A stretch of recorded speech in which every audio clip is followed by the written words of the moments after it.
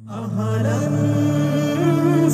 بالله من الشيطان الرجيم بسم الله الرحمن الرحيم يا أيها الذين آمنوا كتب عليكم الصيام كما كتب على الذين من قبلكم لعلكم تتقون হে ইমানদারগণ তোমাদের উপর সিয়াম ফরজ করা হয়েছে যেমনই ভাবে ফরজ করা হয়েছে তোমাদের পূর্ববর্তীদের উপর যাতে করে তোমরা তাকওয়া অর্জন করতে পারো। প্রিয় ছাত্র সমাজ, দেশে এবং প্রবাসে অবস্থানরত ভাই ও বোনেরা, আসসালামু আলাইকুম ওয়া রাহমাতুল্লাহি ওয়া বারাকাতুহু। অপরন্ত রহমত, বরকত ও নাজাতের বার্তা নিয়ে আমাদের মাঝে সমাগত হয়েছে পবিত্র মাহে রমাদান। আহলান সাহলান মাহে রমাদান। এ মাসে প্রত্যেক মুমিনের হৃদয়ে বয়ে যায় আধ্যাত্মিকতা ও শান্তির জান্নাতি পরশ।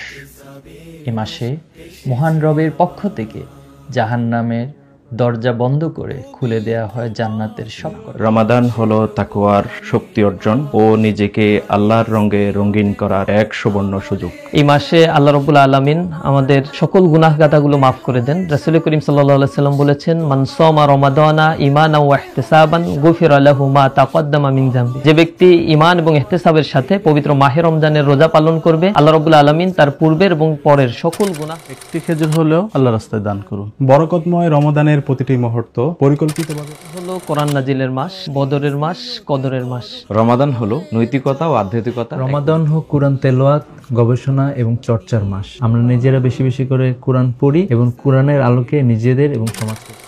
রমাদানের শিক্ষাকে কাজে লাগিয়ে নিজের জীবনে তাকওয়া গড়ে তুলি, ব্যক্তির পাশাপাশি পরিবার, সমাজ, রাষ্ট্রে তাকওয়ার সুন্দর পরিবেশ গড়ে তুলি।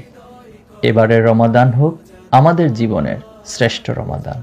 আমিন। আসসালামু আলাইকুম ওয়া রাহমাতুল্লাহি ওয়া বারাকাতুহু। এসেছে আবার।